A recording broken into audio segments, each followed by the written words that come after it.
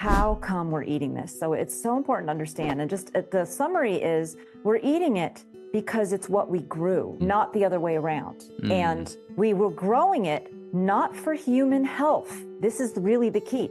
We were growing soy oil at the behest of Henry Ford, who wanted a national American source of oil to lubricate the engines in his factories and in cars. And at that point in time, we did not have a very big motor oil, infrastructure in this country, and we didn't have trading partners. Oil wasn't the backbone of the economy the way it is today.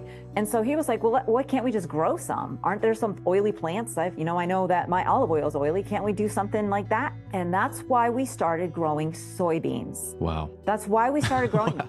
And then to understand why we started eating them has to do with World War II and how we changed the food supply after World War II to fatten up cows faster, because now we had the centralized feeding confinement instead of all being on grass, right? So that was, Americans were starving for beef after 10 years of a Great Depression where nobody could afford it.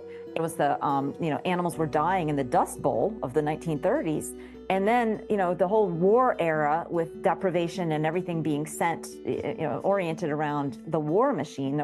Beef wasn't part of that. Certainly not for, the citizens here. So we were just so hungry for beef that they wanted to get it, to customers fast. And so they did that by feeding the animals the leftover from the machine oil industry, which was the corn and the soy meal. Soy meal is high in protein, so it fattened the animals quickly. And then after that, we had developed relationships with, we had OPEC going. We didn't need to grow our own oil, and that was more expensive to do than just buy petroleum. So suddenly there was this glut of soy oil that farmers were still growing. Gosh. What were we gonna do with it? So that is the key part of the story, because that tells you why we're still doing it.